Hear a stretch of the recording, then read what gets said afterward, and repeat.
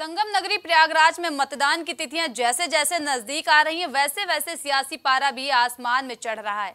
नेताओं के बयानों का वार प्रतिवार भी एक दूसरे पर लगातार चल रहा है।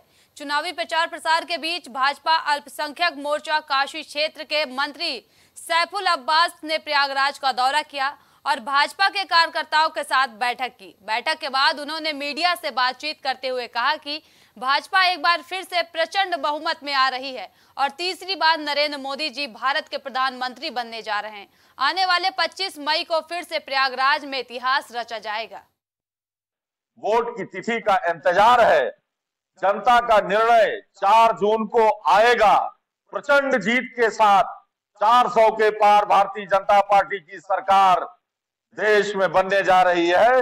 और ये गठबंधन की जो बात करते हैं, गठबंधन पूर्व में भी हुआ था, कभी बुआ और बबुआ का। आज 2 लड़कों का भी देश की जनता कह रही है कि 2 बच्चों का, 2 लड़कों का गठबंधन हुआ है। तो कभी बुआ और बबुआ का गठबंधन हुआ था, उसमें भी क्या परिणाम आए थे आप जानते हैं। और सुल्तानपुर में पूर्व मंत्री राम भुआल निषाद और इसौली विधायक ताहिर खान के खिलाफ मुकदमा दर्ज किया गया है। दरअसल पंचायत भवन में आचार संहिता उल्लंघन का वीडियो वायरल हुआ था। सूचना विभाग की तरफ से जारी की गई विज्ञप्ति में क्लीन चिट दी गई थी। वहीं प्रशासनिक जांच में पंचायत भवन के इस्तेमाल की पुष्टि की गई है। मुकदमा दर्ज होने से सपा खेमे में खलबली मची हुई है। वाराणसी में नामांकन की प्रक्रिया के दौरान भाजपा समर्थकों और गगन प्रकाश के समर्थकों में नोकझोंक हो गई और हाथापाई हो गई, जिससे वहां पर मौजूद सुरक्षा कर्मियों ने सभी को नामांकन स्थल से बाहर किया और इसके बाद गगन प्रकाश यादव अपना नामांकन करने अपने प्रस्ताव के साथ परिसर में पहुंचे।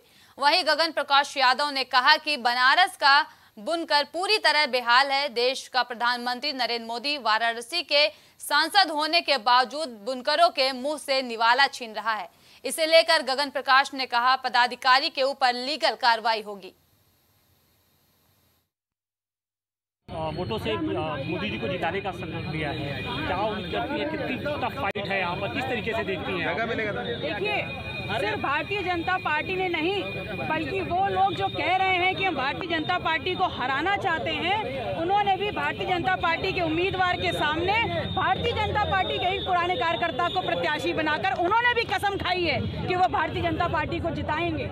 लेकिन पीडीएम एक ऐसा मुकाबला है, एक ऐसी चुनौती है भारतीय जनता पार्टी के सामने, और जनता भी स्वीकार कर रही है कि भारतीय जनता पार्टी और नरेंद्र मोदी को अगर वाराणसी में कोई हरा सकता है तो इस क्षेत्र का आम आदमी पीडीएम के माध्यम से गगन प्रकाश यादव जी हरा सकते हैं। सवाल पर विगत 25 साल से जो आंदोलन में हम रहे हैं और बनारस का बुनकर बदहाल है, देश के प्रधानमंत्री श्री नरेंद्र मोदी जी के सांसद रहने के बावजूद यदि बुनकर भुखमरी का शिकार है, उसका निवाला छीना जा रहा है। देश के प्रधानमंत्री नरेंद्र मोदी के सांसद रहने के बावजूद किसानों की जमीन ट्रांसपोर्ट नगर, हाईटेक सिटी, काशी द्वार, वैदिक सिटी, ऐसी योजनाओं के नाम पे गुजराती गैंग को उपलब्ध कराई जा रही है। तो इसके खिलाफ लोक बंधु राजनारायण जी, जिन्होंने तत्कालीन प्रधानमंत्री को हराया था, आज इस गाजीपुर और गुजरात के बाहरी प्रत्याशियों को हराने के लिए बनारस के काशी का लाल, बनारस का बेटा गगन प्रकाश यादव आज नामांकन करने जा रहा है। समय की एक सीमा है, हमें अंदर जाने दीजिए। आगे पीछे आपकी झड़प हो गई क्यों?